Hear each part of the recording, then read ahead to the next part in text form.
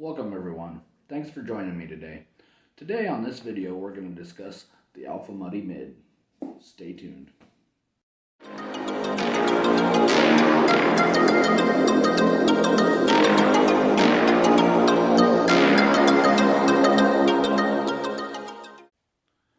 The Alpha Muddy Mid. It's a good all-around boot. It's a nice mix between a rubber boot and a hiking boot. The tread on it is more like a hiker, which makes it great for long hikes. The rubber boot is nice for keeping your feet dry and damp grass, small pools of water that obviously aren't too deep because they are only 6 inches. I like the durability of them. This is 5 months running. These boots still look like brand new. I like the comfort. They're fleece lined. The probably biggest qualm for me is that my feet get really cold in them, below 30 degrees. I've toughed it out in 25, but really and that might just be me, just sitting in a tree stand with them, that is, they get cold below 30 degrees. So maybe it's just me, maybe it's my feet, because I can go hiking in the low to upper teens and my feet will stay warm. They won't be hot, but they'll be warm. So maybe it's just my feet, I don't know. But from my experience, these boots are great right up to 30 degrees. Anything below that, I would not wear them. They have a rating of 60 degrees to -10, and I don't get the -10 rating at all. My feet get really cold. We had a good snowfall this winter, and I was actually out pushing a bunch of snow in the mid-teens and on a tractor, so cold steel, wind, all that, and my feet stayed fairly warm, and I was still moving around a lot, working the clutch and stuff like that. But for sitting still in a tree stand, my feet get cold with these boots on. So I would just keep that in mind when purchasing them. Now, they are not cheap, but I think they are well worth the money.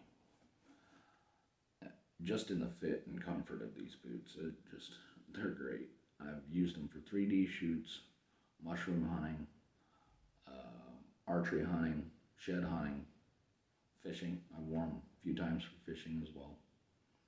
And I just can't get enough of them. I bought a pair of Lacrosse Lodestars as well. They're more of a premium hiking boot, in my opinion. And they're great too, but just for ease of use, I choose these most times over those. And these are half the price of those anyway, at least. And if you watch, you can get sales on these as well, which I bought these Black Friday. You got a smoking deal on them.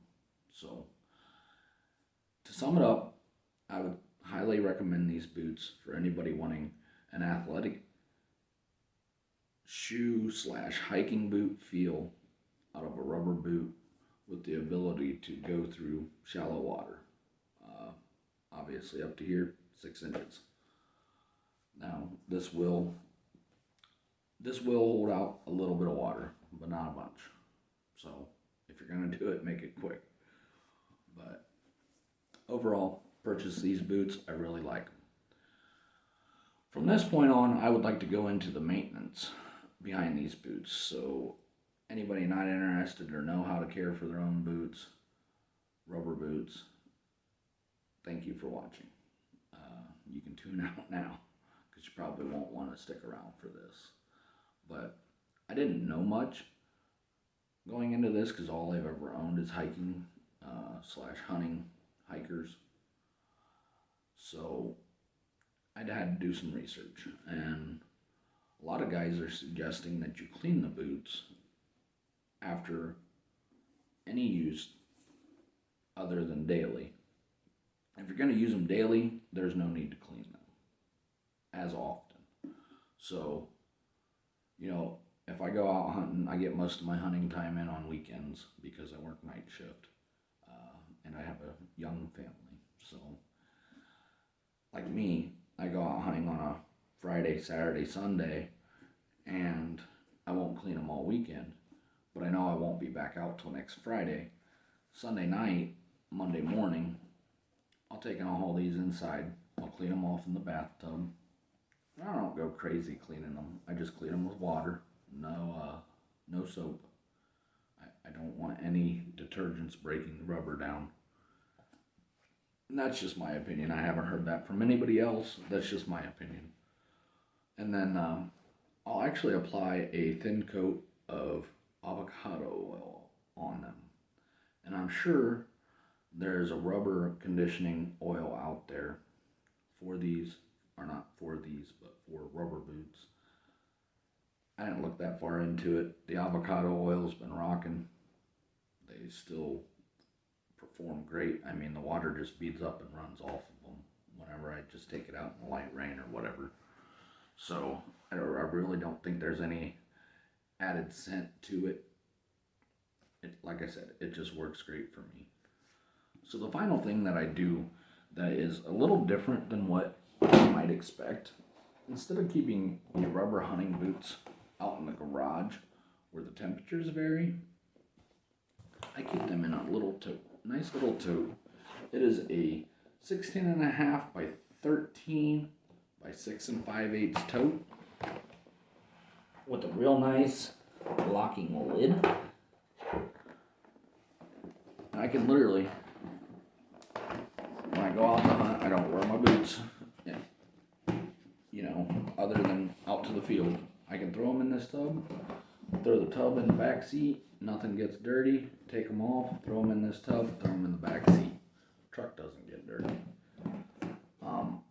But then I don't store them out in the garage, I store them inside where the temperature is more consistent and varies less. This will also keep the boots from cracking. Basically, when the rubber gets cold, it'll contract, and when it gets warmer, it'll expand. So you're basically working the elasticity of the rubber boot. So keeping them inside is a huge benefit because it's a more consistent temperature. And that's just how I take care of them. It's been 5 months. They're holding up great. I have nothing else to say on this. So I appreciate you guys for watching. If you like this video, please like, share, and subscribe.